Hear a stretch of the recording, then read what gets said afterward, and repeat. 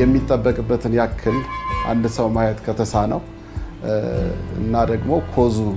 ያልታወቀ ከሆነ ሌዚ አይ ወይም ሰነፍ አይ እንላለን ኮዙ ያልታወቀ ያልኩበት በጣም ወሳኝ ነገር ነው ለምሳሌ በምት ምክንያት ከሆነ በምት ምክንያት ነው ያንን እይታ ያጣው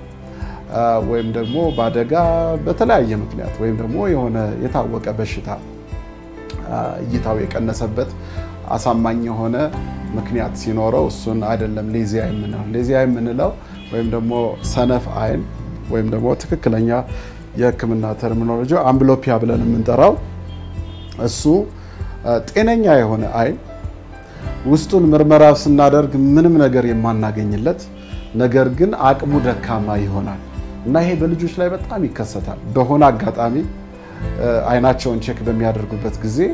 አንድ አይናቸው ሲሸፈን ይሄ ሌዚ የሆነው አይን በደንብ አይም እና እስከሚደነቁ ድረስ እንዲያላይም እንዴ አይታየኝም ነበር እንዴ እስኪሉ ድረስ ለምን አናቀው አይናችን አንዱን እያገዘው ስለሆነ የምናየው ወይም እየተጋገዘ ስለሚያይ ተሸፍኖ ቼክ እስካልተደረገ ድረስ እኩል ያያል አይም የሚለውን ማወቅ ይሳናቸዋል ወይም አይችሉም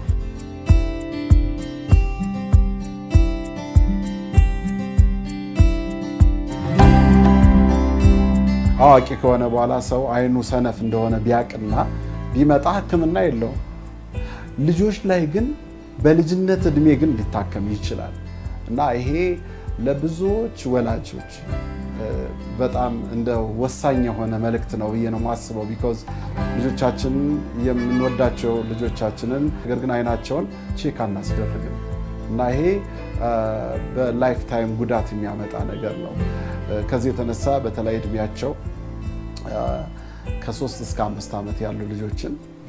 ኬጂ ላይ ባሉበት ጊዜ ብዙ ከ7 አመት በታች ባጭሩ ቼክ ማድረግ በዛን ጊዜ ነው ማከም የሚቻለው በዛን ጊዜ ነው አይናቸው ሌዚ የሆነበትን ምክንያት አድሬስ ማድረግ የሚቻለው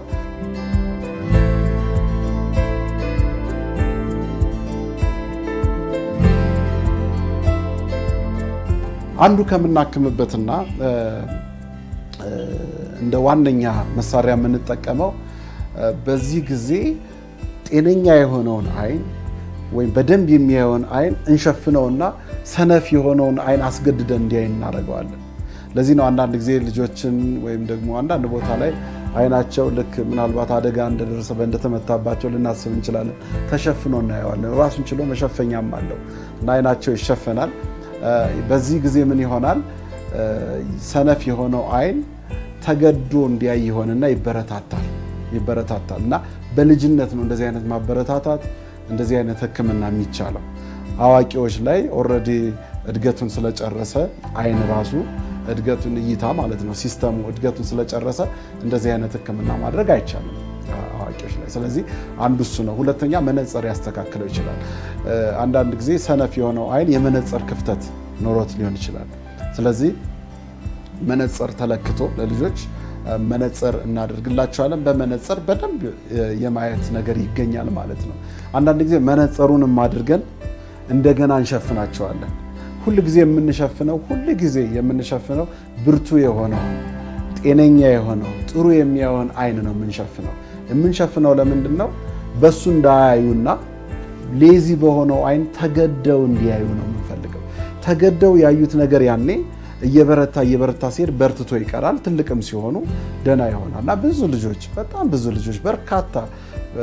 ልጆችን በዚህ መልኩ እይታቸው ተመልሷል በጣም ብዙ ልጆች እና በልጆቹ ህይወት ላይ ትልቅ የሆነ ተጽዕኖ ነው የሚፈጥረው አለመታከማቸው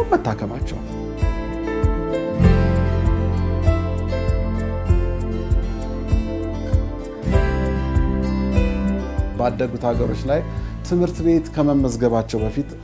የሬጂስትሬሽኑ አንዱ አካል እይታቸውን ቼክ ማድረግ ነው እና ወላጅ